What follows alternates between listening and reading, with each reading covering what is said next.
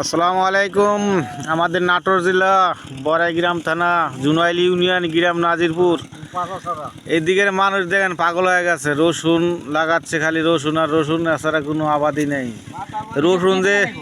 রসুনের বাজার এবার 2000, 3000, 2500 টাকা মন আসবে, আর বেশি আসবেই না। যে রসুন লাগাচ্ছে এই দেখেন,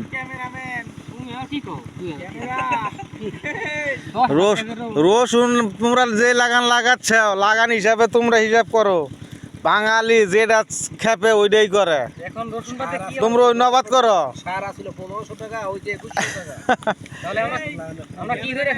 তাহলে এখন তোমরা হিসাব করো, এখন যদি 10,000 টাকা মন রসুন কিনে লাগাচ্ছ, তাহলে লাগাইলে তো সব পাগল হয়ে গেছে, মনে করছে যে সামনের বছর বাজারে নেবো।